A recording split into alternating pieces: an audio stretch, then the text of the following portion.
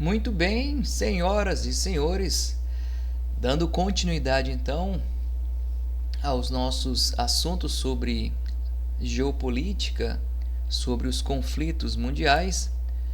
Estamos ainda dentro do continente africano, um continente aí com 54 países, com mais de 2.000 etnias, e hoje o país que nós iremos falar sobre o conflito que existe dentro dele é a Somália. Somália localizada aqui numa região chamada de Chifre da África. Alguém com muita criatividade olhou aqui para este desenho, para esse recorte do território da Somália e imaginou um chifre de um rinoceronte e então apelidou-se do Chifre da África. Não se espante se aparecer para você alguma questão no seu vestibular Enem ou nas nossas avaliações dizendo o referido país pode também ser conhecido como Chifre da África, porque é assim que ele é tratado também. Tem a bandeira da Somália. E vamos então para as questões aqui iniciais.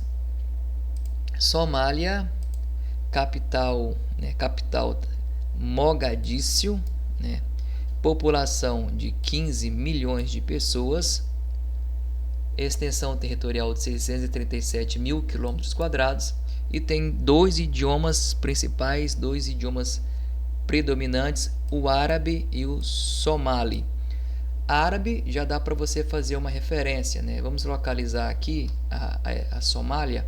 Repare bem que a Somália está próximo a essa região do Oriente Médio, Aqui já é a Península Arábica ou Arábia Saudita, essa região aqui. E você não pode deixar de lembrar que por volta do século VII nós temos um movimento chamado de expansão árabe, onde os árabes conseguiram aqui chegar a essa região norte do continente africano e também aqui essa porção mais nordeste e mais a leste, a expansão árabe, a expansão islâmica. Lembre sempre que árabe é etnia, islâmico se refere à religião, porém a maioria dos árabes professam a religião islâmica.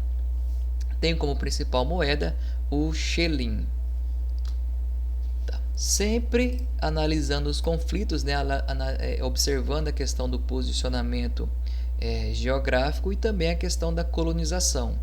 Então, até 1880 tinha apenas 2 redutos aqui, aonde pertencia a França e também ao Reino Unido. Alguns livros, algumas literaturas pode trazer para você como Inglaterra, mas você já tem essa noção aí.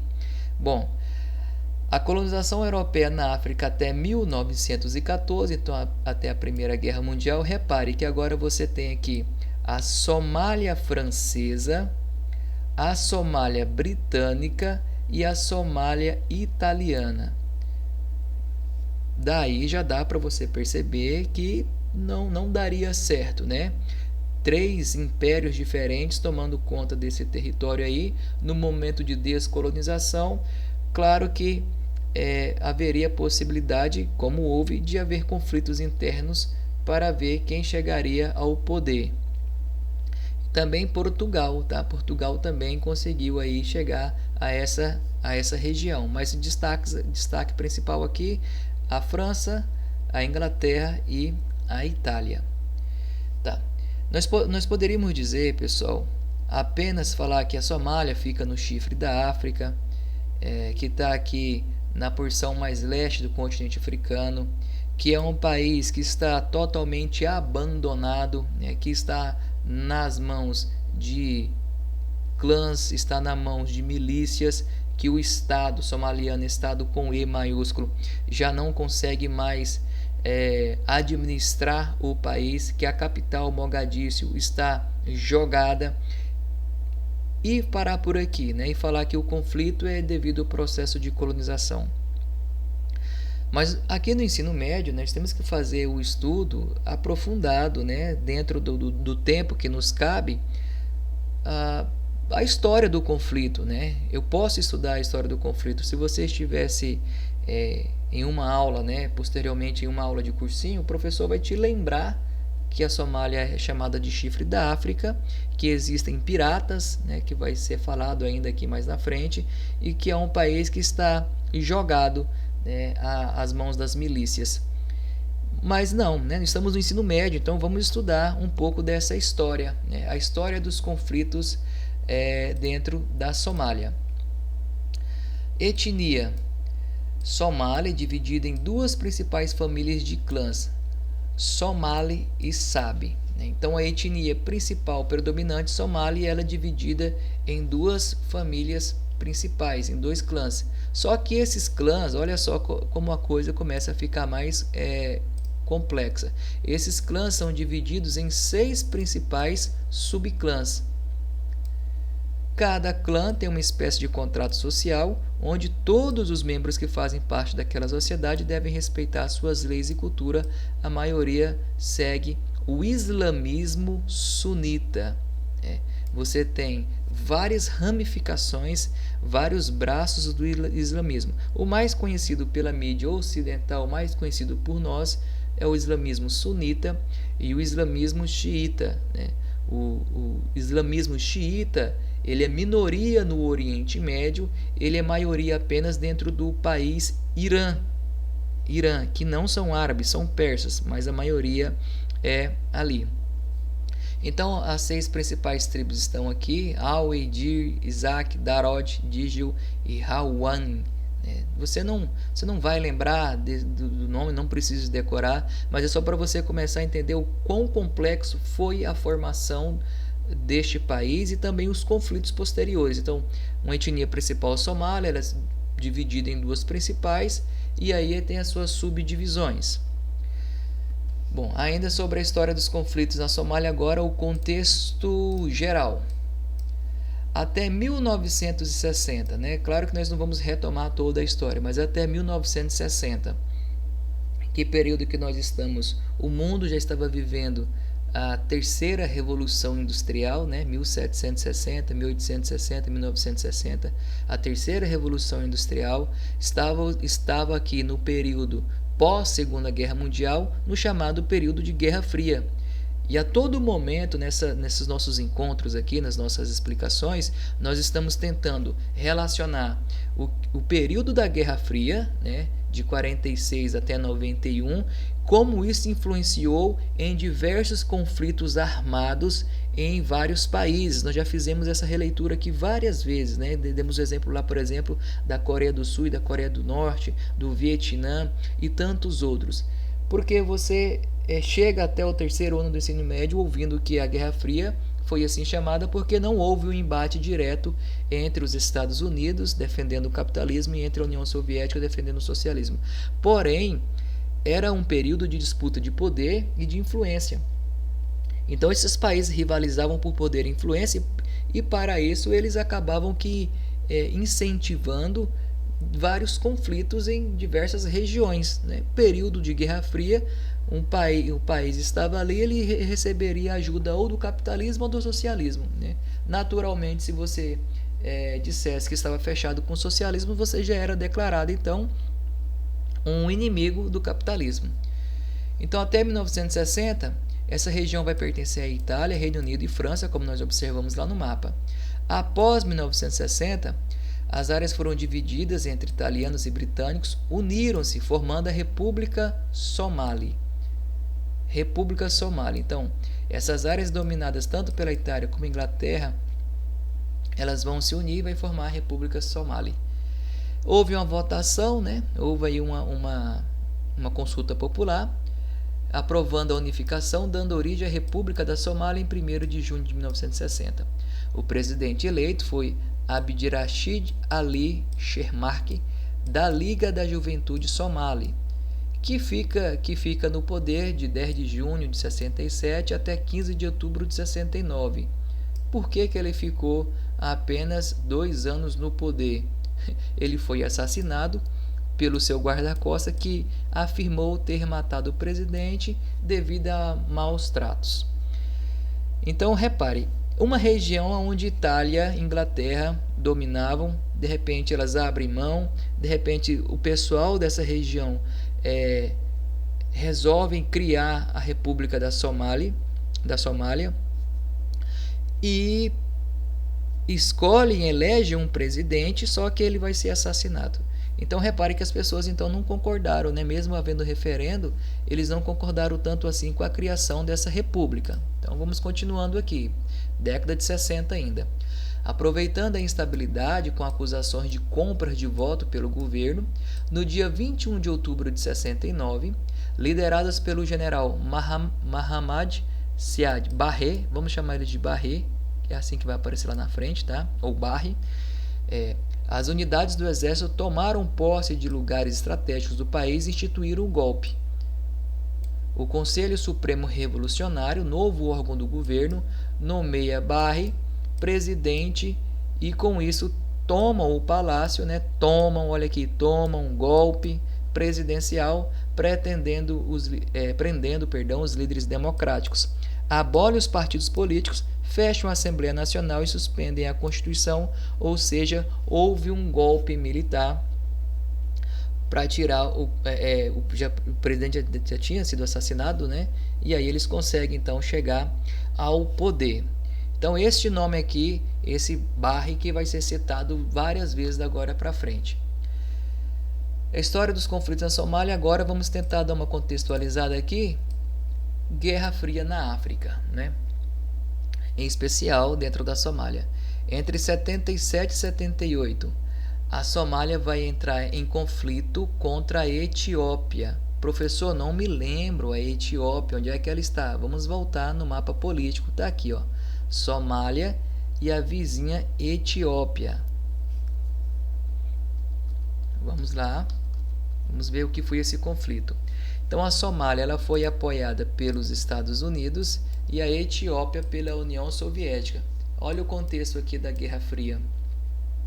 O conflito ficou conhecido como Guerra do Ogaden, acabou em março de 78 com a derrota somali. Então a Somália perdeu para a Etiópia. Olha os Estados Unidos aqui perdendo a sua influência para a União Soviética. A derrota causa revolta da população, que fica impaciente com a sua liderança e acaba deixando um vácuo de representatividade, com o governo enfraquecido e com a moral baixa. Década de 80, nós estamos tentando fazer aqui uma cronologia. Década de 80.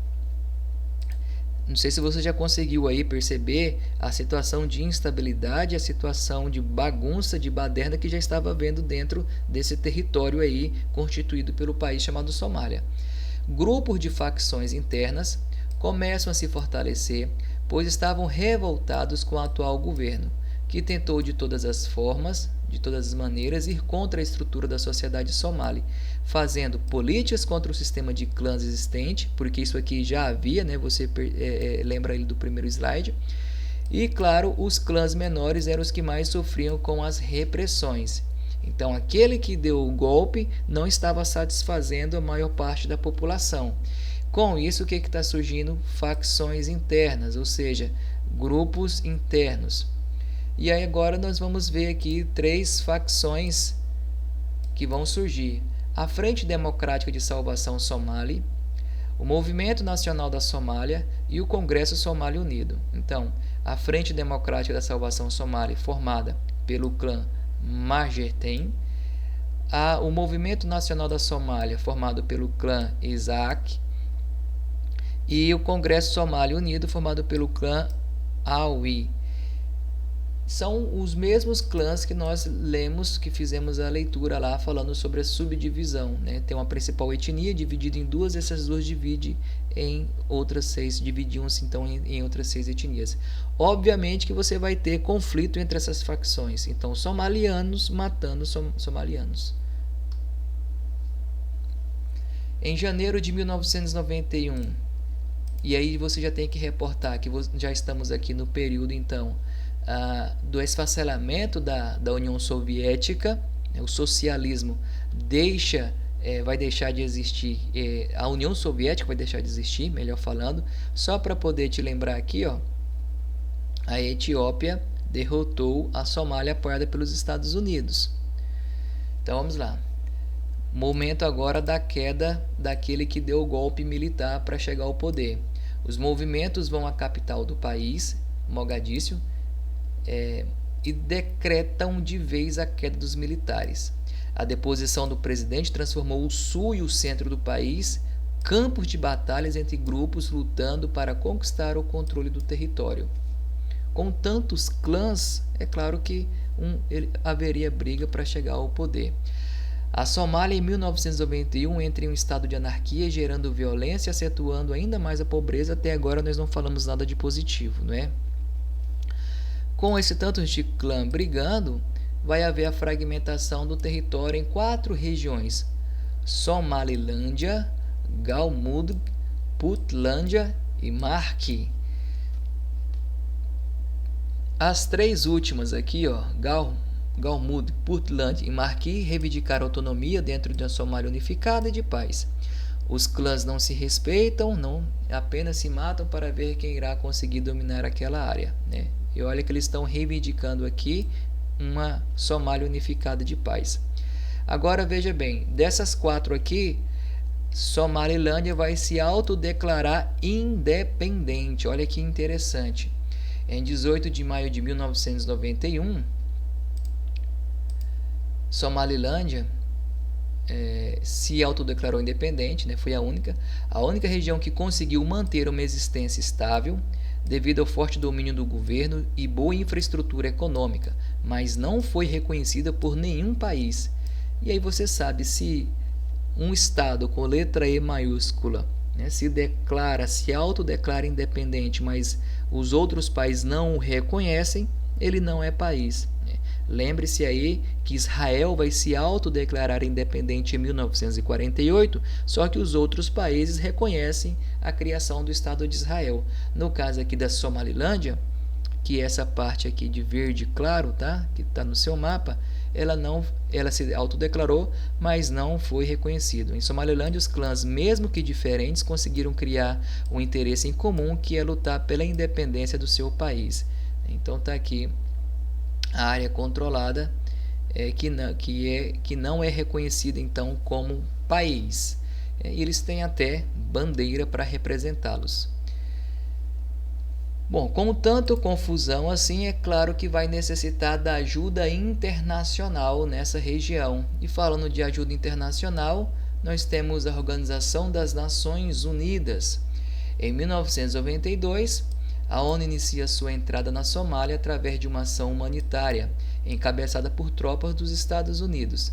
E eu coloquei aqui entre parênteses para você o petróleo, porque toda a política de intromissão estadunidense feita até hoje sempre teve como pano de fundo a busca desenfreada pelo petróleo. Os Estados Unidos são um dos maiores produtores e dos maiores consumidores de petróleo, então eles precisam dessa riqueza.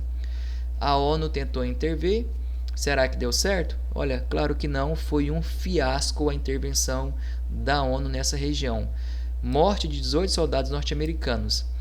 Estimativa de 1.000 a 3.000 rebeldes mortos na Aliança Nacional Somália e civis durante a Batalha de Mogadíscio.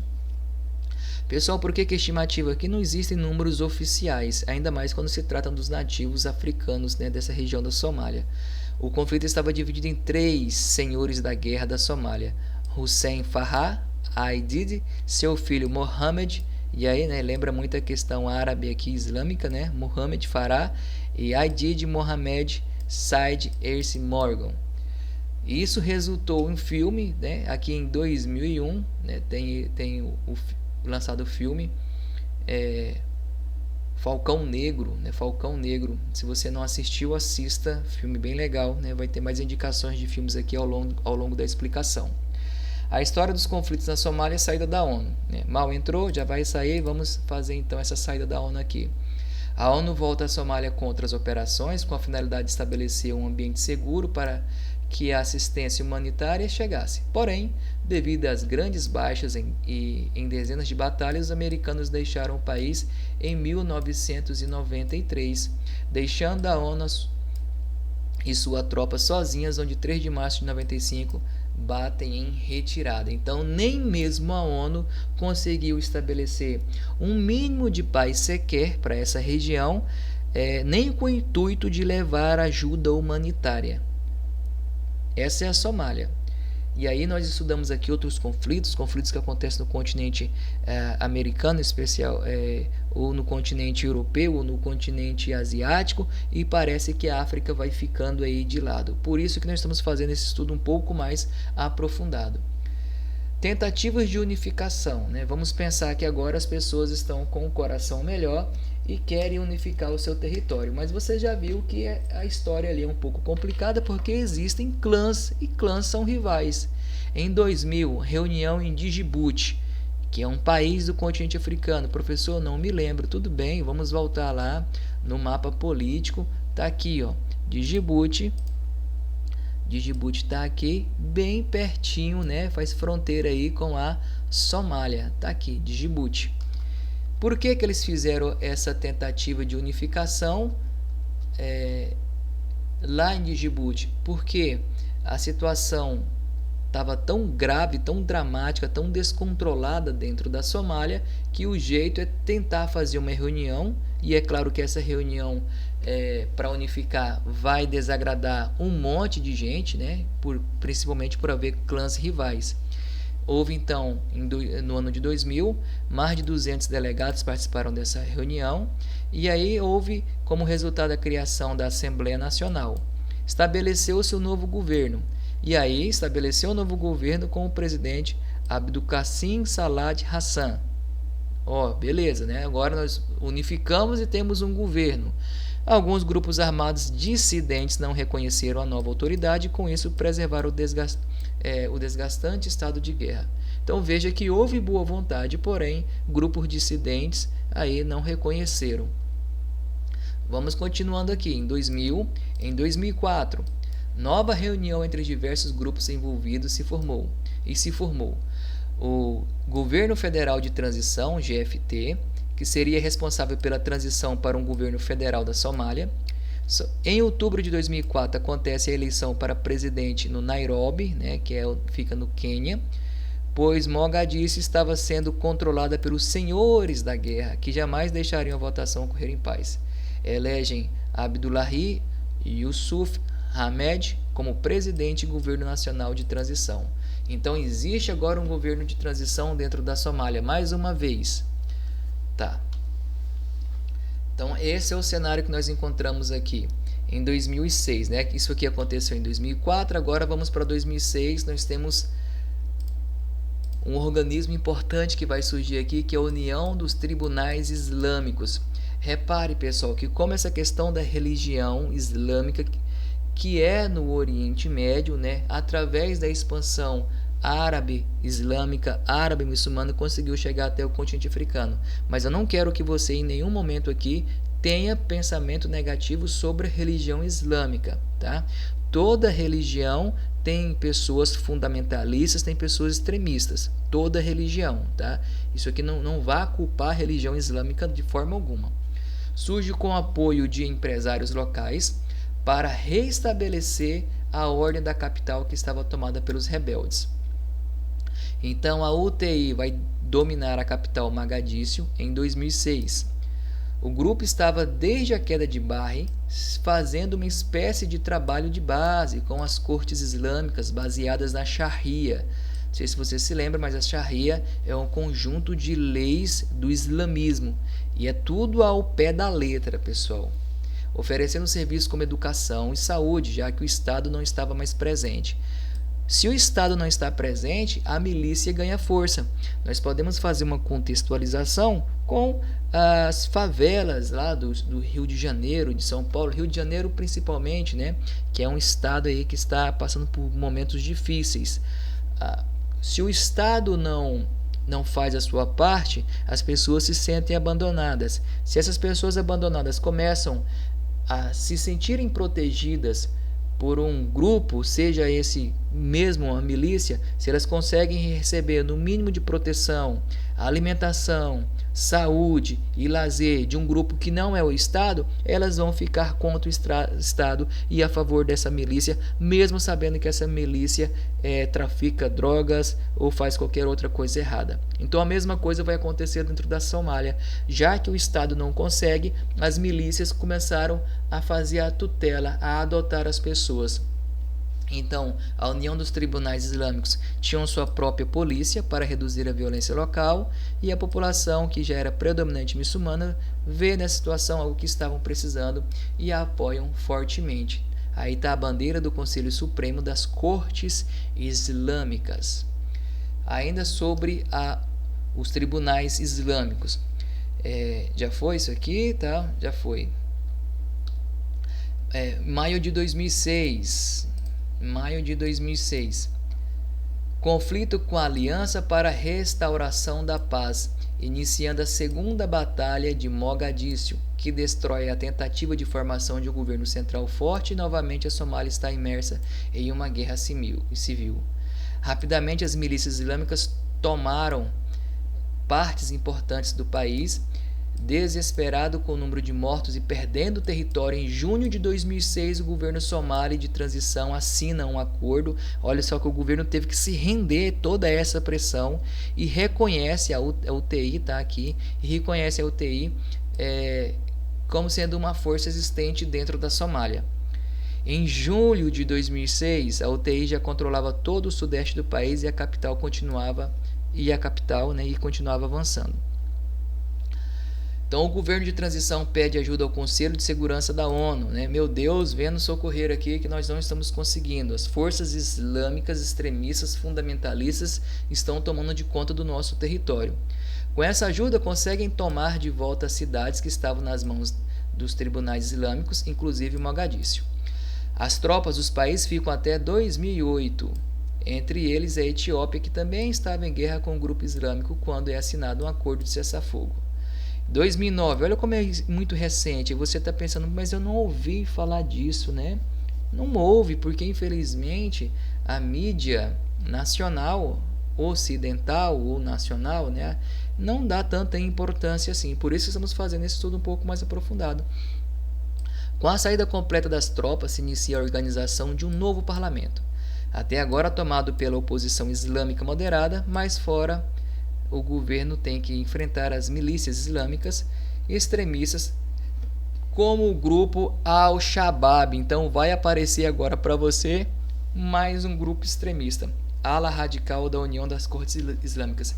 Então veja que você tem a União dos Tribunais Islâmicos e agora você tem Al-Shabaab, a União das Cortes Islâmicas. Vamos falar então sobre Al-Shabaab. Vamos lá, tá aqui.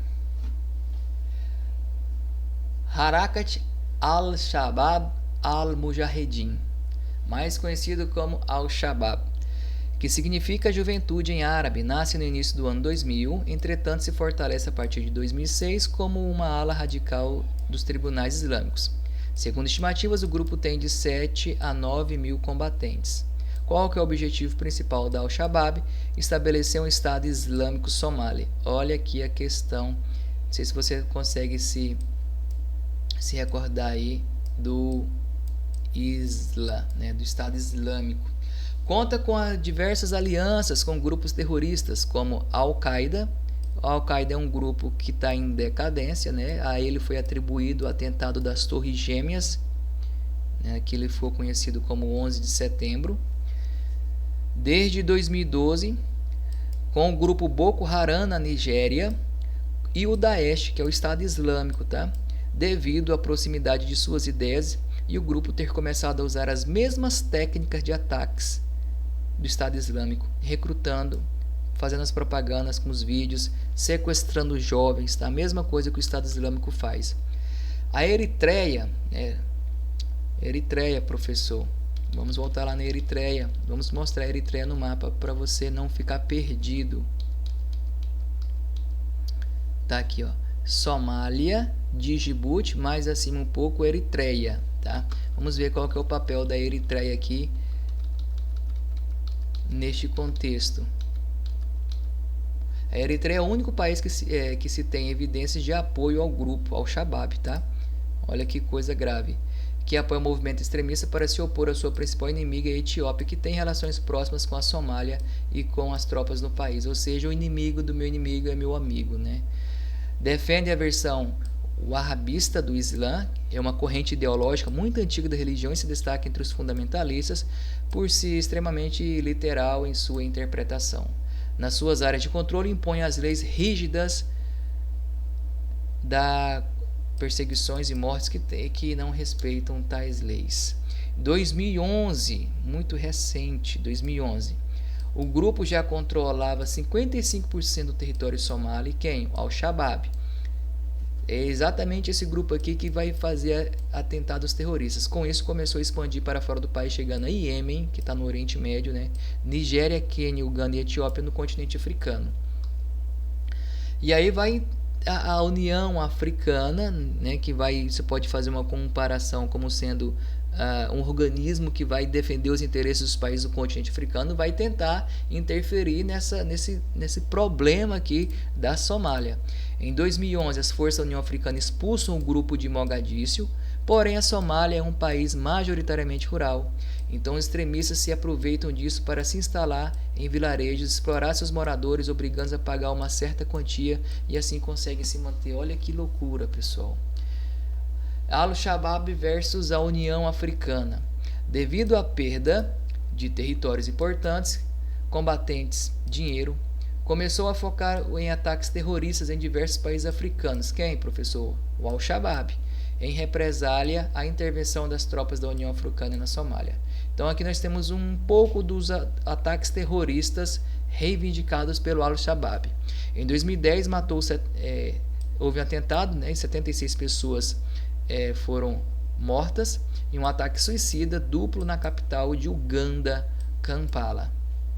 Em 2013, dezenas de mortos no shopping de Nairobi, capital do Quênia. Em 2015, atacou o campus de uma universidade na cidade de Garissa, no noroeste do Quênia, e deixou mais de 147 estudantes mortos. E em 2017, nós temos um dos atentados de maior repercussão mundial, pessoal, tá? O que provocou maior terror. Repare que essa reportagem aqui de 2017 passa de 300 o número de mortos no pior ataque terrorista da Somália. Foram 2 ataques em sequência na capital Mogadíscio. Somália está em guerra civil há mais de 20 anos, pessoal. Então, muito recente. E tem outros aqui também. Olha, repare que este é de 2019. O grupo terrorista Al-Shabaab assume responsabilidade por atentado na Somália.